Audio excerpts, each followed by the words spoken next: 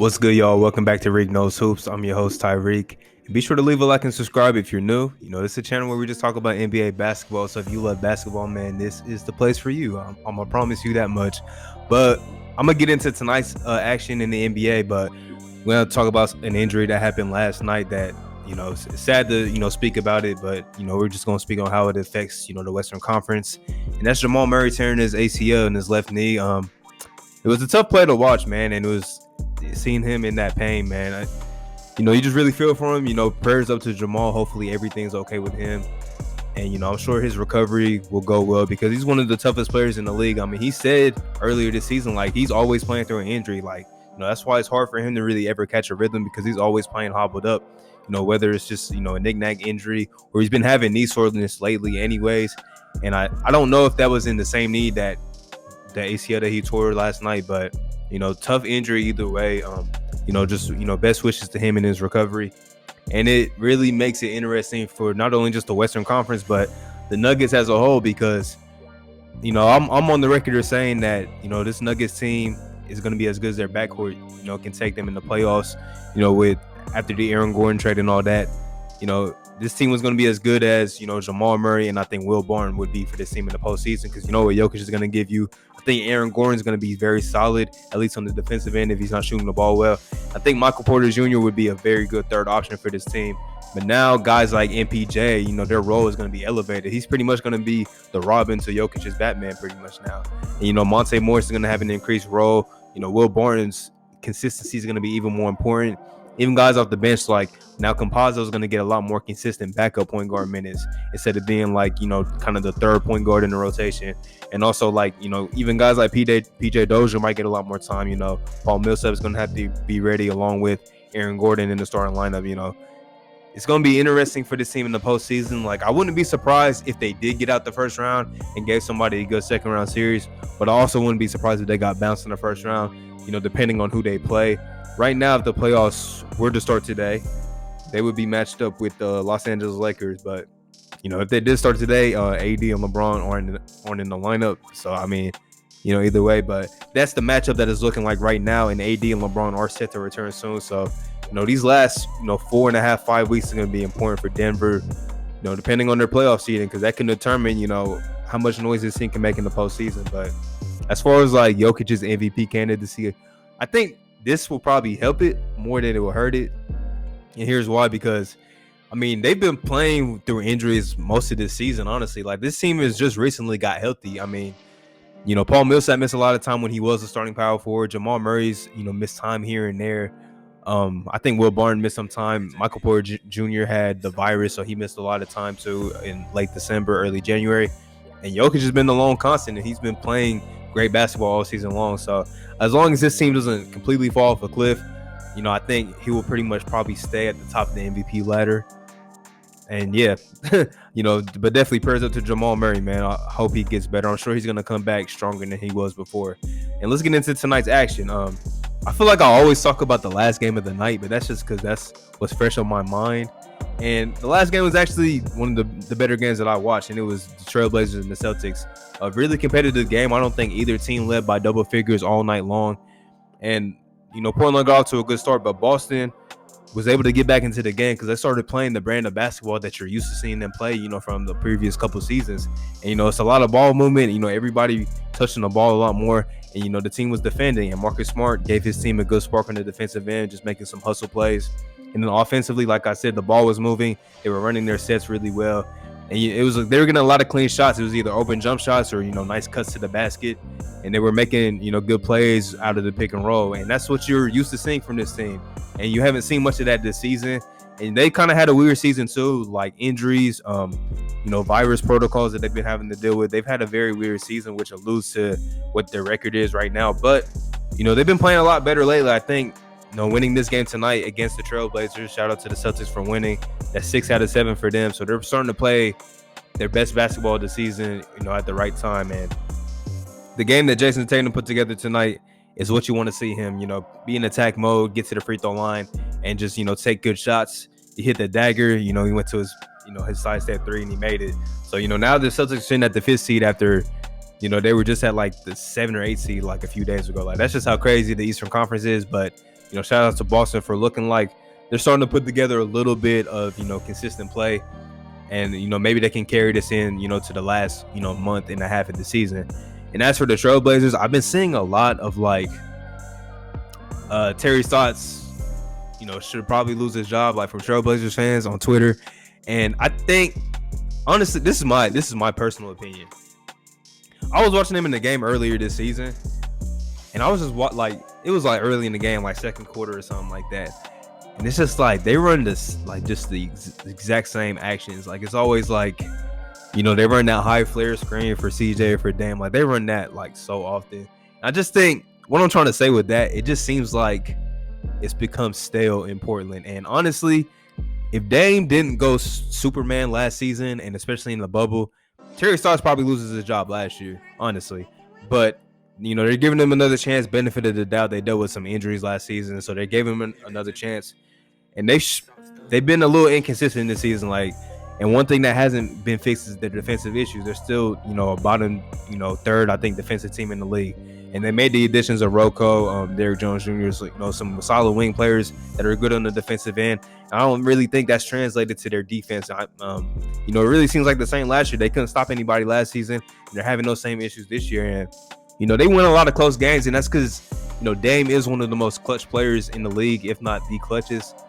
So, I think, this team gets bounced in the first round. Maybe even if they win a series, this might be the end of the road for Terry Stotts in Portland. And I just think, you got Dame, playing his peak basketball right now.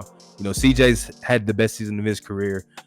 If you want to run, right with this team, you got to maximize what they have.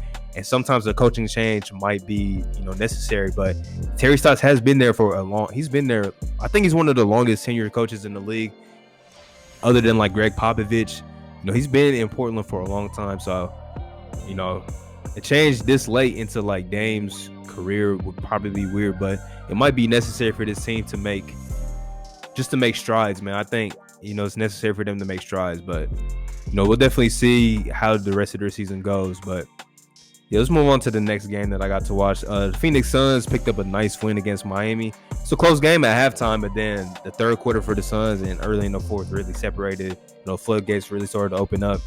Miami is another one of those confusing teams. Like, it seems like they play really good basketball, then they play like some really bad basketball back to back.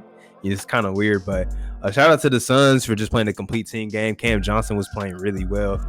And, that's the thing about the Suns. I want to say this. They're a team that,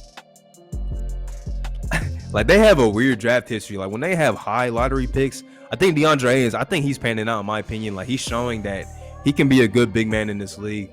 And I think he gets a lot of flack because Luka was drafted behind him. I think that's why. But, he had a great game tonight, 19 and 13. He just looked really aggressive, and he was all over the boards, giving, 13 rebounds and stuff. But the thing with the Suns in their draft history is so funny because, like, guys like Josh Jackson, Marquise Chris, Dragan Bender, those were high lottery picks. And, two of those guys aren't in the one of those guys isn't in the league anymore. Marquise Chris has, bounced around the league. And Josh Jackson is finally finding his footing in Detroit. And then it's like, the guys that they took like late lottery or like outside the lottery, like Mikal Bridges and Cam Johnson, those guys are really panning out. And, that's just like the beauty of the NBA draft. Like, you can really find, it's like when you draft just, for fit, it seems to work a lot better. And, those guys, Mikal and Cam Johnson, really fit this team alongside Devin Booker and, CP3. They fit the team so well. Jay Crowder has been shooting the ball well. I mean, he just hit like 8 threes in the first half last night. Like, that was kind of crazy, but he didn't hit a 3 in the second half. But yeah, I like what the Suns team is becoming, man. I really like what they're becoming. And, they picked up, a good win last week against Utah. And I think with Denver dealing with the Jamal Murray injury, that makes them like more so like the dark horse team in the Western Conference that could make a deep playoff run if like everything stacks in their favor. But, they might have to play the Clippers in the second round. Like, that could get a little dicey. And speaking of the Clippers, man, Paul George went back into Indiana tonight and he was putting on a show, man. I didn't get to tune into this whole game, but PG was putting on a show. And the Clippers is another team I like the way that they've been playing basketball. They've been playing really good lately, too. And, Paul George is just getting back into rhythm. Like, he's just coming back from that, I think, toe injury. and he's really starting to get back into a rhythm. So you like to see that he's playing a lot like he was early in the season when he was like 50-50, 90 club. So shout out to PG. Yeah, we're gonna get to the KD stuff in a second. I want to talk about the Hawks though. I gotta give the Hawks all the love in the world because they've been playing great basketball. And winning a game without Trae Young that's a big W for them. Getting the win against the Raptors, that's a big W for them. No Trae Young. Clint Capella has silently had a very good season. And the thing about the Hawks is another team that was dealing with a lot of injuries early on in the season. We have to remember that. And even like DeAndre Hunter's not back right now, and they're still playing really good basketball even without him. Gallinari's, been playing a lot better. Bogdanovich has been playing a lot better after he was in trade talks at the deadline. I mentioned Clint Capella. Trae Young's been playing really good basketball since the All-Star break too. Like, he's just playing great all around. And I really like what this Hawks team is becoming. Like, they might be a kind of a dangerous team to play in that first round because of how well they are offensively. And, I think Nate McMillan is really coaching those guys up. I think, he should just be the head. Like, if they haven't taken the intern tag off of him, just take it off, man. He should be the head coach, in my opinion, because he's really done a great job with this team after they were like 6 games under 500 when he took over. And, he's been coaching them up amazingly. Good win for them tonight. I think that's their 30th win on the season.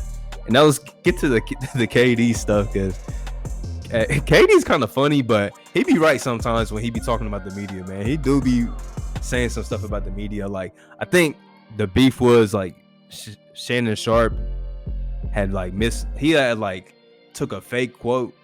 Like, I don't know if y'all are like familiar, but some accounts, they be making fake quotes and stuff and they be posting them and it'd be funny. But I think Shannon Sharp took a fake quote and like went on TV and was talking about it, and KD didn't like that, so they went at it on Twitter, and it ended in like Shannon Sharp blocking KD. That was kind of funny to me, but KD responded. This was a game that's supposed to be played last night, but obviously another police killing of a African American man in Minneapolis, postponed the game. I don't want to get too political, but prayers up to that city, to just the black community, because that's just something that happens far too often. And we're still just getting over the George Floyd stuff, like the court cases going on right now as we speak. So that's just we don't need that. I'm lost for words when I speak on that subject, but yeah, that's just stuff that we don't need, man. Just hopefully the police killings of unarmed people can stop. But let's get back to the basketball. KD, he looked sharp tonight. Scoring 31 points. I think he didn't even play in the fourth quarter. So yeah, great game for KD. Good win for the Nets after losing to the Lakers the other night. But I ain't gonna speak too much on that game, man. And yeah, the last game on the schedule was the Jazz. They beat OKC, but I don't care about that, man. Lou Dort dropped 42 points.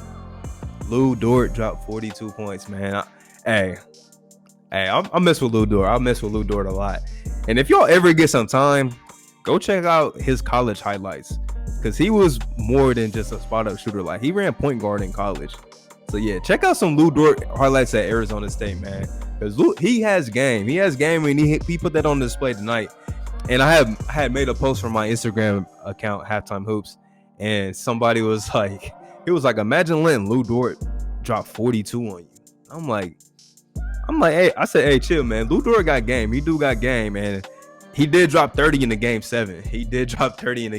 So, hey, shout out to Lou Dort, but good win for Utah after losing the game last night. So second half of back-to-back. They had won 24 straight home games until losing last night to the Wizards. But nice bounce back win for them, because OKC is kind of a team that can't upset you if you're not on your game. So good win for them. Shout out to Lou Dort. And that's all the games for tonight, y'all. So if you did enjoy, be sure to leave a like and subscribe. And I will be back next time with another video, y'all. Peace.